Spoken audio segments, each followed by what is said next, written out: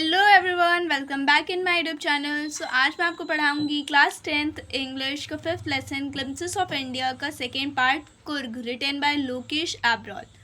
तो सबसे पहले हम पढ़ेंगे ऑथर के बारे में। लोकेश एब्रॉल और doctor Lokesh Abrol is doctor, traveler and social entrepreneur who loves India and likes writing about different places he visited in India।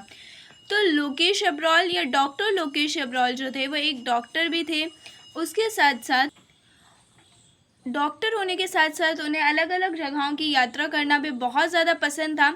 और उनको जहाँ भी उन्होंने इंडिया में मतलब भारत में अलग अलग शहर और अलग अलग जगह जहाँ पर भी वो घूमने गए थे उनके बारे में उन्हें लिखना भी बहुत ज़्यादा पसंद था। About Coorg. Coorg is in Karnataka and famous for coffee, rain forest and spices. तो कुर्ग जो है वो कर्नाटका का एक छोटा सा ज़िला है जो कि कॉफ़ी के लिए फेमस है, उसके साथ साथ सदाबहार वनों के लिए फेमस है और अपने मसालों के लिए भी फेमस है, यानी प्रसिद्ध है। It lies geographically between Mysore and Mangalore. और अगर भौगोलिक रूप से देखा जाए तो ये मैसूर और मैंगलोर के बीच में पड़ता है। अबाउट द लेसन मतलब कि इस पाठ के बारे में। The lesson gives us a beautiful insight of the smallest district of Karnataka and it's people. तो ये जो पाठ है ये हमें कर्नाटक के एक छोटे से ज़िले की सुंदरता और वहाँ के रहने वाले लोगों के बारे में बताता है। The place has an amazing weather throughout the year with enough rain during the monsoon season। तो ये जो जगह है कुर्ग जो कि कर्नाटका में है, तो यहाँ पे पूरे साल बहुत ही अच्छा मौसम रहता है और उसके साथ साथ मानसून के टाइम पर यहाँ पर अच्छी खासी बारिश होती है। The people of Coorg are known to be one of the bravest. और यहाँ के जो पीपल हैं मतलब यहाँ के जो लोग हैं कुर्ग के, उनको सबसे ज़्यादा बहादुर की श्रेणी में रखा जाता है। Coffee is the main crop grown in this region. और कुर्ग में सबसे फेमस कॉफ़ी है और कॉफ़ी ही वहाँ पर सबसे ज़्यादा उगाई जाती है। A variety of animals can be found here while the place is surrounded by beautiful Brahmagiri hills। तो ये जो जगह है यहाँ पर बहुत ही अच्छे अलग अलग प्रकार के जंतु, जानवर, पक्षी देखने को मिलते हैं। उसके साथ साथ ये ब्रह्मगिरी के पर्वतों से घिरा हुआ है। Island and Tibetan settlements. और यहाँ पर तिब्बत के लोगों का भी रहना हुआ है, तो यहाँ पर वहाँ की भी थोड़ी बहुत परंपरा की झलक यहाँ पर दिखती है। Coorg is coffee country famous for its rain forest and spices.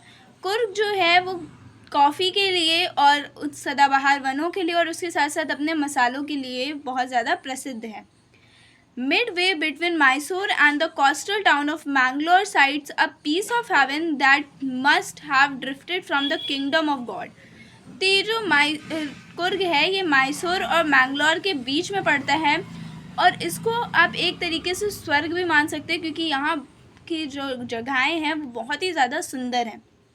This land of rolling hills is inhabited by a proud race of martial men, beautiful women and wild creatures। और ये जो ये जगह है यहाँ पर बहुत ही सुंदर लोग रहते हैं और उसके साथ साथ बहुत ही सुंदर पशु पक्षी भी रहते हैं। कुर्ग और Kodagu. The smallest district of Karnataka is home to evergreen rain forest, spices and coffee plantations. Coorg या कोडागू भी बोल सकते हैं। ये कर्नाटक का एक छोटा सा ज़िला है जो कि सदाबहार वनों से भरा रहता है। यहाँ के मसाले और कॉफ़ी जो है वही यहाँ की सबसे बड़ी क्रॉप मानी जाती है, कृषि मानी जाती है। ज़्यादातर लोग यहाँ पर कॉफ़ी और इस मसालों का ही व्यापार यहाँ पर करते हैं। Evergreen rain forest cover 30% of this district. तो यहाँ पे जो सदाबहार वन हैं वो इस ज़िले के 30% भाग में छाए रहते हैं, घिरे रहते हैं। During the monsoon, it pours enough to keep many visitors away।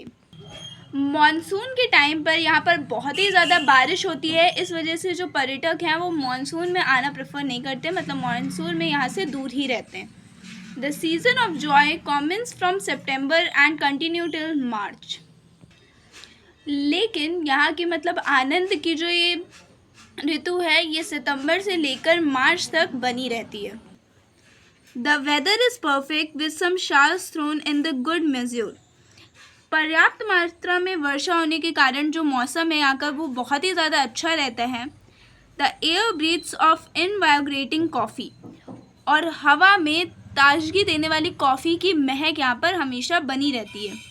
Coffee states and कॉलोनल Bangalore stay tugged under tree components in prime corners, और कॉफ़ी के जो एस्टेट बने हैं वो पेड़ों की छतरी के नीचे सिमटे सिमटे खड़े रहते हैं। कॉफ़ी के प्लांट्स इस तरीके से उगाए जाते हैं। The firstly independent people of Coorg are possibly of Greek और अरबिक डिसेंट।